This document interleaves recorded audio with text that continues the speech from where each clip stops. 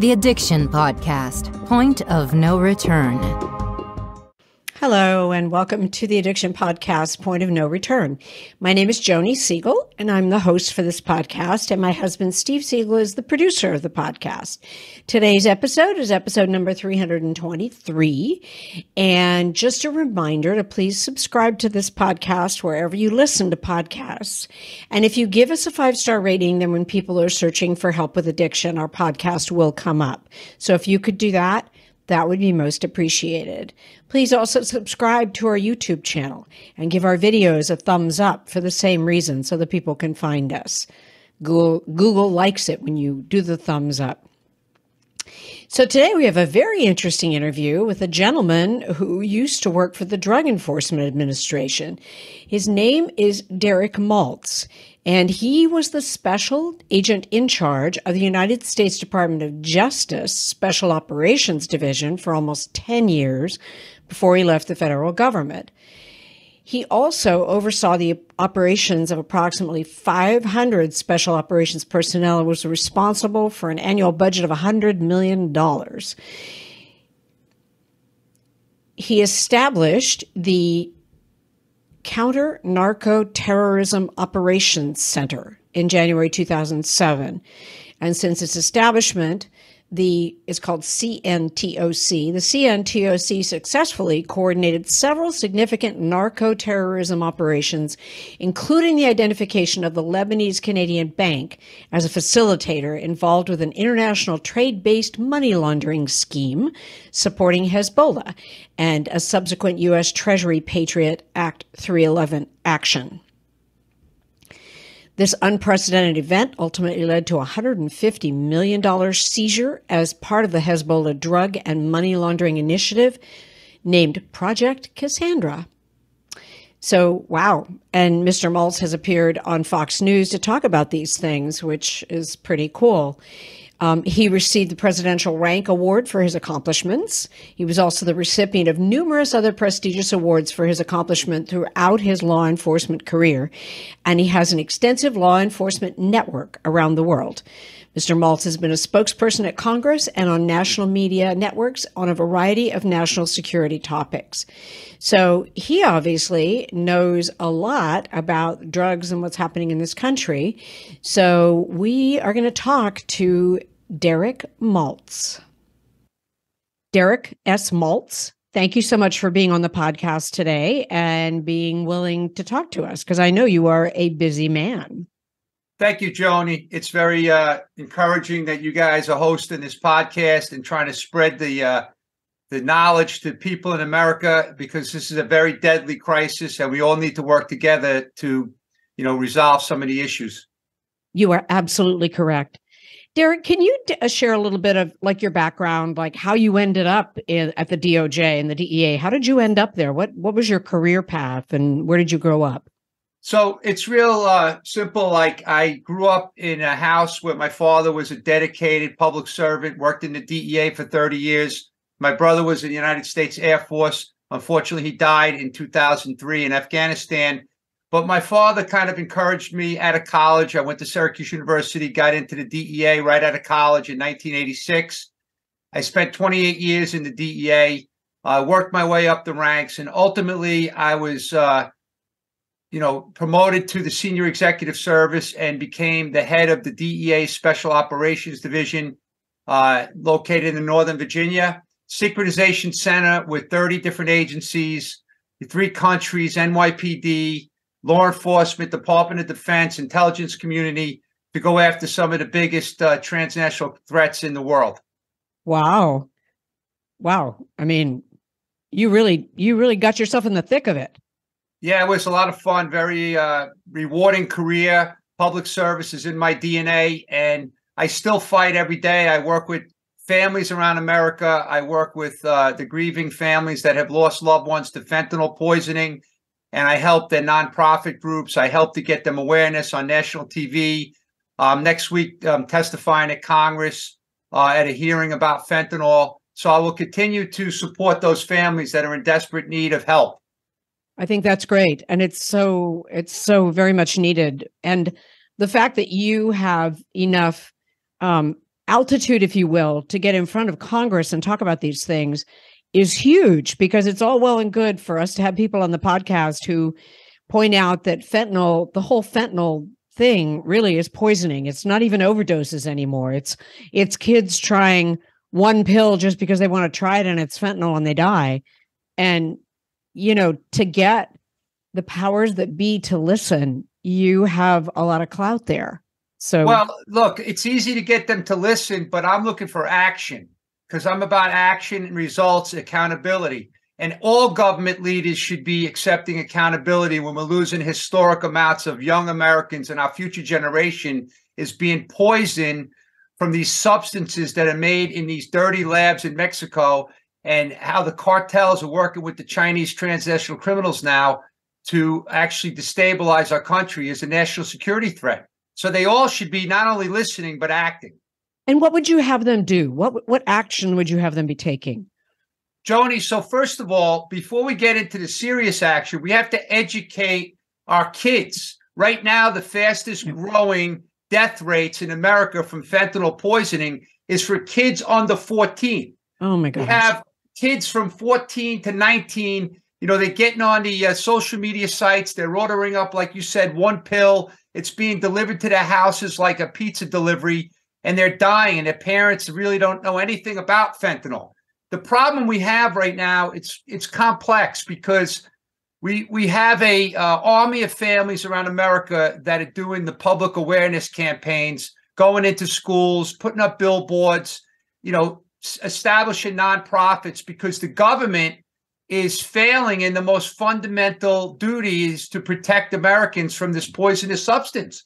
And they're not educating the country like they should be. So you have to get into the middle schools. You have to teach these kids mandatory education. This is not the drug crisis from Nancy Reagan days. This is the poisoning of our future generation. It's something we've never had in the history of the country. So there's no sense of urgency. So that's number one. Number two, I would personally, and I've been trying to do this and I failed, I want to recruit professional athletes, social media influencers, role models, and people that the kids are watching on social media. The kids are not watching podcasts. They're not watching congressional testimony. They're not watching mainstream media. They're not watching cable news, but they are watching social media videos all day long. So if our popular athletes and celebrities and role models started learning about what's going on, this is not a typical drug crisis, then maybe we could get into the minds of these kids. So it's really, really an uphill battle. But from the demand side, obviously we have a very addicted population. And I feel my heart goes out to these people, because there's a lot of mental illness. There's a lack of resources. There's a lack of attention. And it's the stigma, right? We all have potential to go off the deep end with a mental illness. That's the bottom line. And in this country, in a post 9/11 world, in a post-COVID world, with the social isolation, depression, anxiety, you know, family issues, financial issues. Right now, you know, anybody's vulnerable. And these young kids, their brains are like sponges. So they sit there all day and they watch, you know, school shootings. They watch crime. They watch, you know, family divorces and deaths and stuff like that. So they're getting depressed. They may not talk about it, but they want to use medication to feel better. And you know what? Kids are supposed to learn from mistakes, not die from mistakes. We all made mistakes. So anyway, but on the supply side, we have reached a very critical time in our nation's history, because we are doing a pretty good job in America at seizing mass amounts of deadly drugs. So between our Border Patrol, CBP, the DEA, the Homeland Security, and all our law enforcement agencies, we're seizing record levels of drugs. But the deaths continue to go up, and we're not going to be able to seize our way out of this business. We have to shut down the supply in Mexico, and we have to start treating the Mexican cartels as global terrorists, because that's what they are. They are killing more Americans than any terrorist in the history of this country. Al-Qaeda, Hezbollah, ISIS, they have never killed this many Americans. So we have to start stepping up the game, and we have to hold our leaders accountable.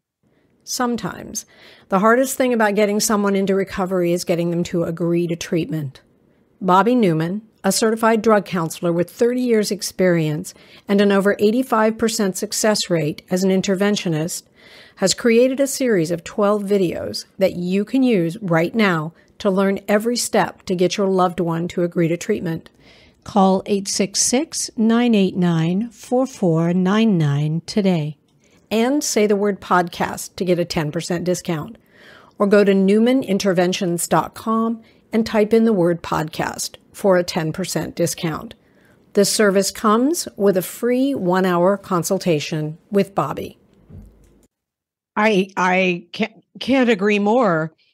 Do you find when you go and you talk to people in Washington, is it considered a political issue? It's definitely not.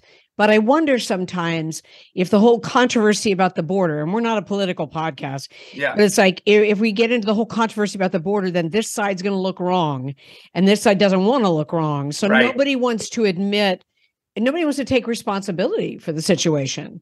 Joni, that was 100% correct. And that's why I came up with a saying early on when I started helping the families to basically make it clear. This is not a red or a blue issue. It's a red, white, and blue issue. All Americans are impacted. All Americans have to unite, and we have to put the politics aside. But unfortunately, everything in this country is so political, and there's a reason why the current administration is not talking a lot about the fentanyl crisis, or they haven't been talking a lot about it, because of two issues, China and the southwest border, okay? Because those are two issues that are very difficult for the current administration to talk about. And so we could go on all day talking about that, but like I would prefer that we try to figure out like what can we do to make things better, because there's plenty of blame to go around. I mean, I followed this from my job when I was the head of the Special Operations Division. I was there from 2005, 2014.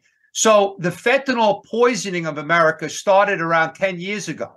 And it was coming from China directly into America in the internet services through the mail. Right. And a lot of people were ordering up, pure fentanyl analogs from the internet. They had no idea what they were doing, and they were mixing it with heroin and other drugs early on.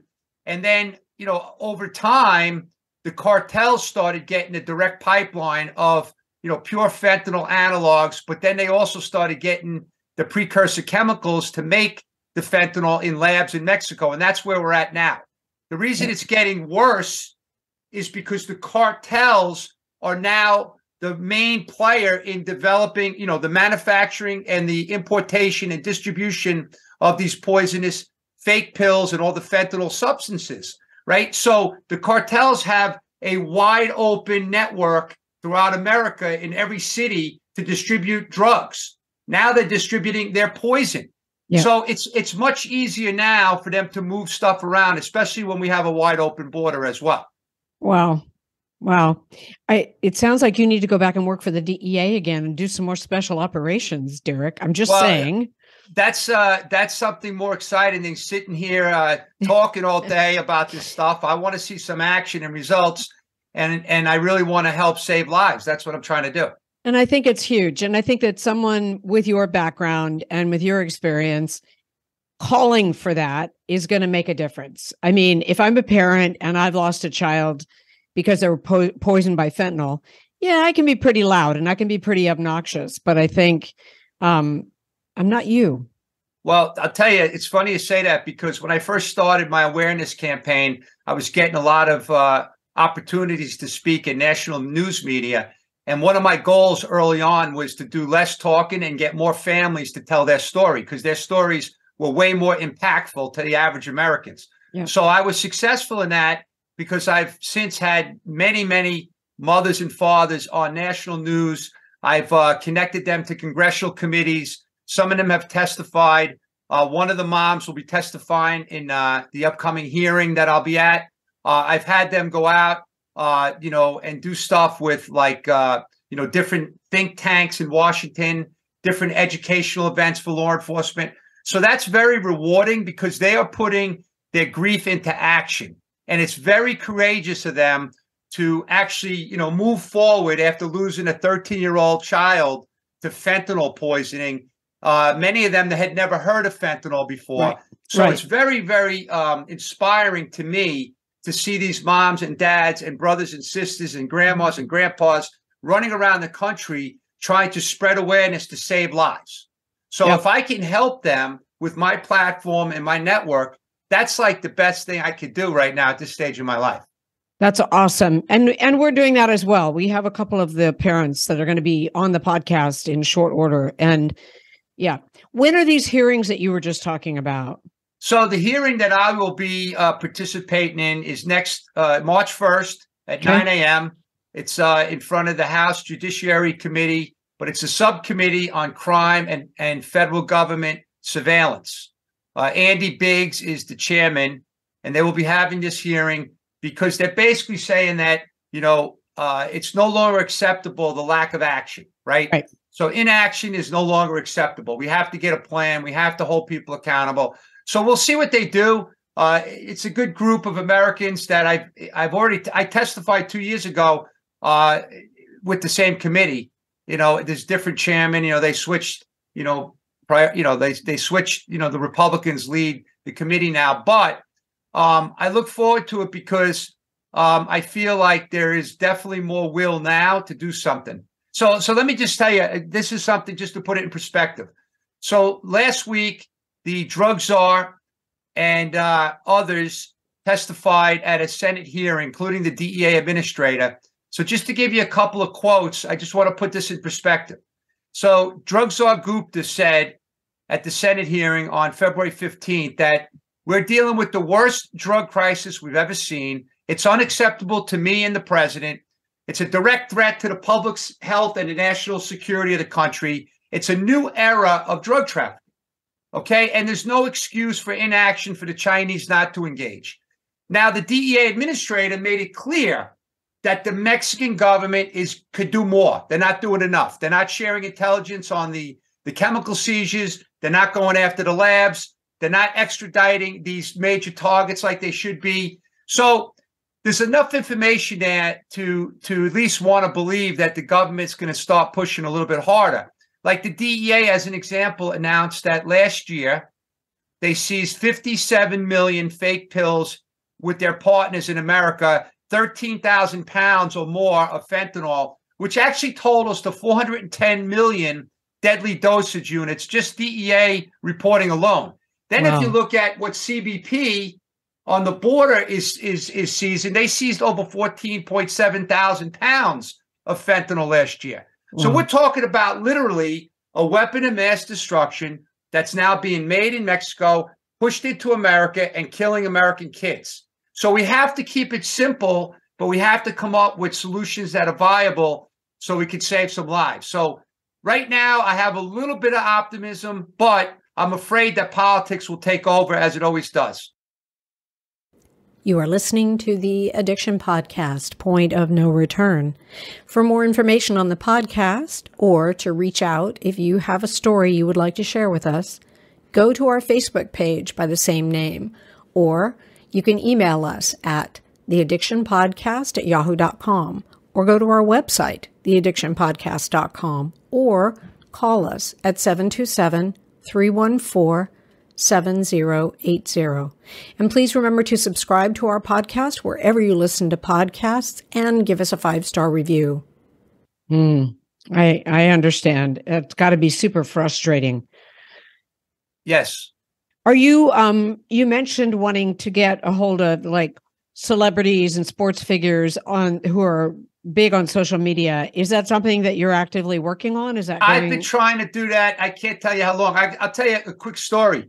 So I got on the Dr. Phil podcast and Dr. Phil show, couple of episodes, and I met him, became pretty friendly with him, and I think I educated him big time. As a matter of fact, at one point he said that he felt he was letting down millions of listeners and viewers because he didn't have any idea the extent of this problem. When I was filming out there for one of the shows, it was that week that the girl in a Hollywood high school dropped dead in the bathroom, and it kind of was shaking up the whole community. Well, Dr. Phil told me, he said, look, I'm going to use my status and my friendships and dig into the networks of people that you're looking for to try to help you. So I have some optimism that he's going to do the right thing. He invited me back to another show. But I also, thanks to Lisa Dean, who runs Demand Zero up in Connecticut, her son, Joe Dean, died at 23 years old. And he played high school football with a guy named Jack Driscoll, who's now on the Philadelphia Eagles. And Jack Driscoll actually did some public awareness announcements with his cleats, the Nike commercials. And he actually, put Demand Zero on the cleats, and he explained, to the public why he was doing that, because his friend died of fentanyl. But that's not good enough, right? Right. So there's other professional athletes that I personally have reached out to through their sports agents and stuff like that, trying to get them on board. But unfortunately, Joni, here's the problem. It's too political. The NFL, Major League Baseball, National Hockey League, they don't want any part of this because they think it's just your typical drug crisis. And the stigma of the drug crisis and smoking marijuana, they don't want to bring the negative attention on them. And also, I hate to be political here, but their relationship with the Chinese in the billions of dollars they make with the Chinese. So it's really sad, because my understanding is that this Jack Driscoll wanted to be, more involved on national TV and stuff, and was told he couldn't do it. Wow. And so it's hard for me to accept that if I'm a professional athlete or a celebrity or role model, why wouldn't I want to save American kids' lives? Yeah. That's ridiculous. Doesn't make sense, right? No. So Wow. it makes sense why I wouldn't want to get involved in a campaign to stop smoking pot, let's say, okay? Yeah. But even pot right now, today, is not the pot from the 70s and the 80s. This has this very high pure THC. Yep. It's causing psychosis, anxiety, all types of illnesses, mental illness, which unfortunately, Joni, then that kid who smokes a joint goes and takes what he thinks is a Xanax pill, and he dies. Yep. So obviously, I'm preaching to the choir with you. You understand this, but the public doesn't really understand that. They don't. And I appreciate everything that you do when you get on the news and you talk about this situation. It's criminal. And to think that someone who has the ability to make a difference, like a professional sports figure or celebrity, and won't do it because of the stigma attached, it's head in the sand. I would be willing to say, and I can't prove this obviously, but knowing like some of these athletes on how they operate and how they think, like let's just take Tom Brady as an example, or LeBron James. Let's take those two guys, two of the biggest athletes in the world. If somebody had the opportunity to explain to them what's going on today, there is no doubt in my mind that both of them would lead an effort to actually make a difference in this country. In one day, they can make more of a difference than a guy like me can make in 10 years. Yep. Okay? And that's what I'm hoping for. But unfortunately, I need help because I don't have the direct connection to these guys. Yep. Understood. We think we might be able to help you. We're going to talk to you more about that when we get off the air, but we think we might have some ways to help you with that, because I agree with you that, Tom Brady saying one thing about educate your kids, fentanyl's coming across the border, you need to know what it is you're taking when you take a pill, just that, Yeah. So I say all the time to people, one of the first things I recommend to families is that all you need to do is spend 20 minutes with your kids and watch the documentary Dead on Arrival. Okay. If you watch Dead on Arrival, you will see real families in America that have lost their kids, and it will scare the heck out of you. And your kids will be actually frightened. It's the best, most impactful documentary that I've watched, and it's only 20 minutes, so there's no excuse, right? Yep. When you look at, just for an example, in San Diego, 2,375% increase in fentanyl-related deaths in the 5-year period, 16 through 21, okay? 2016 through 2021. Think about that. There was recent statistics out in California, 2,200% fentanyl-related deaths in California in the same time frame. We have now in King County, Seattle, for example, recently the medical examiner's office is reporting there was so many deaths in the first 21 days. I think it was 35 deaths in 21 days, the first 21 days, that they didn't even have enough space in the morgue for the dead bodies, okay? If you look at some of the mass poisonings that are going around the country, and I follow this stuff closely, and I can tell you, I could go on all day. And if you go on the news and you go and research it, you'll see there is, like, for an example, just February 8th in New Haven, they were reporting 12 fatal deaths, fatal overdoses in 2 weeks alone. In California, in February 7th, there were 3 dead.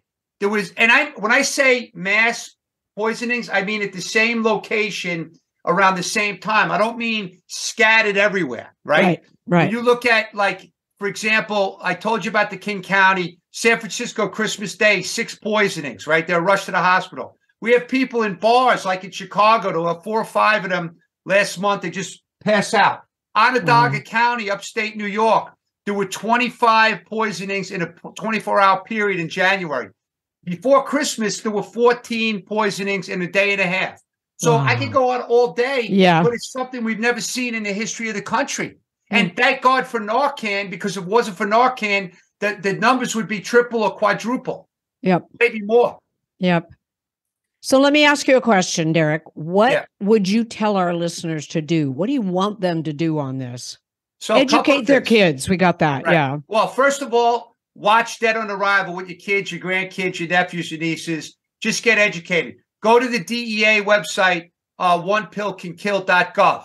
They have tremendous resources on the social media aspects of what's going on today.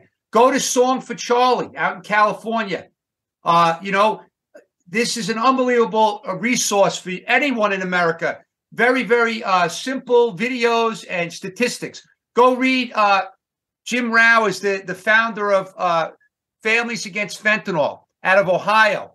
He's the one pushing for the weapon of mass destruction designation. But he has really interesting statistical information on the demographics of the deaths in America and some of the recent trends. Then go to Lost Voices of Fentanyl. It's a public group. When I first got involved with these families, there was like 600-700 members of the group. There's now like 24,000. Yeah, it's an open group, and just go read some of these stories and start getting educated. So there's a lot of stuff that families can do immediately with their kids. Wow. But the main message is that there is no such thing anymore as experimenting with illicit drugs, because even marijuana, there's many stories in America that there's been marijuana with some fentanyl sprinkled in it that has killed. Yep. And even, people, obviously, the West Point cadets, when they were in Florida, in Miami on spring break, and 5 of them, it was breaking news, national news. They were poisoned. They went to the hospital. And that was back, many months ago. But they thought they were sniffing cocaine. They were going to have a good weekend, spring break, snorting cocaine. But it had fentanyl in it. Wow. So, but now, Joni, one of the things I'm supposed to be on a national news story this weekend is going to be on the xylazine, which is the animal tranquilizer that's being mixed in with the fentanyl that's eating people alive from inside their body. And by the way, Narcan will not stop the impacts of xylazine because it's not a opioid. And so this is something that is happening all over the country. I was in Philadelphia several months ago filming the street of Philadelphia, and a lot of these people are deliberately going to buy the fentanyl with the xylazine because it's a much better high. And so there's also another thing that the people need to realize is that the Chinese lab operators are now making more powerful opioids called nitazene, isonitazene, etonitazene. It's known as pyro on the street. That's now showing up in autopsies around America because, in my personal and professional opinion, the Chinese are now actively engaged in poisoning this country, again, directly from China. It's a different product now, though, because they have the Mexican cartels doing the dirty work with the fentanyl. They're going to start with these other synthetic opioids. Wow. Yeah. Wow. It's all about education. Yes. You've got to get educated, and you need to get educated now before you lose a child. Yeah. So, Joni, I got a question for you real quick. So what do you think about this? What do you think about, like, how come we're not seeing too many public service announcements on the news from the government? Like in the old days, we had, your brain is going to be fried like eggs if you take drugs. And there was some really impactful videos, 30-second, 45-second. Here's your brain. Here's your brain on drugs. You got it. Yeah. Exactly. Yeah, I remember. So where are they now? So the families now, the most impactful video that I've seen was made by a family. It's an unbelievable video, but I don't see too many. I heard the drug czar's office is going to start to do it. But once again, they're very behind. It's time. The time has passed, but do it now. Spend some money and educate the kids. Yeah, I think unfortunately, Derek, you have to follow the money. And when you look at the pharmaceutical industry's hold over a lot of the people in the government, it's about the money, and that's disgusting. But we know from when we looked back at, what happened with Purdue Pharma and the Sacklers and all of that. Okay, so let me explain. Let me explain this real quick since you brought it up. So I know the authors very well. I've helped them. And we interviewed them on the podcast. Great. The corporate cartels, as I call them, started this madness with the 100 billion pills dumped into America with no accountability. And Joni, here's what's sad. Hear me out for a second. When I was an agent in the Quantico doing my training, one of the things that I remember vividly is that they always said that if you want to have an impact on a drug trafficking network, you have to take out the source of supply and you have to follow the money and take down the money, right? Okay, and the assets. So the simple question is then how come every time the DEA got built up evidence against some of the corporate American cartels, why did the Department of Justice shut down those investigations? I don't even have to answer that because I know you know the answer. Yep. And it's all about the money, and it's all about taking care of each other as our kids were dying at historic levels. And they started this forest fire that's now a nationwide, fire that we've never seen. Yep. And at the same time that you don't see public service announcements about like here's your mind and here's your mind on drugs, every other ad and commercial on TV is for a drug, some sort of drug. Right. Exactly. And again, that's the money. That's right. That's how that all got. Exactly. Okay. Very sad. Derek, thank you for everything that you do. Thank you for fighting the good fight and getting out there and putting it all on the line. And I appreciate everything you do. Well, thank you for what you guys are doing because it's very important. Anything we could do to spread awareness is kind of like what my goal is. And so thank you for the invite. And I appreciate what you're doing. So keep it up. Thank you. And we're going to figure out how to help you. I don't know exactly yet, but I know we're going to talk about it. So we'll talk about that now. Thank you again. Thank you and have a great day. You too. I hope you enjoyed that as much as I did. Derek is definitely a kick butt, take no names, and it's got to get done and it has to get handled. And he's not going to stop until there are major changes happening in this whole area of fentanyl poisoning of our children. And he talked about a couple different things. The documentary he talked about was called Dead on Arrival. I'm not sure exactly where you can find that. Okay, I just looked and it looks like it's on Prime Video. It's called Dead on Arrival. And it sounds as if it's a great education tool for all of us. So watch it, learn, spread the word. And if you can think of ways that you can help Derek in his passion, reach out to us. We can put you in touch with him. Have a good week. We'll be back again with another podcast. You have been listening to the Addiction Podcast, Point of No Return. For more information, reach out to us on Facebook or go to www.theaddictionpodcast.com. Our email is theaddictionpodcast@yahoo.com.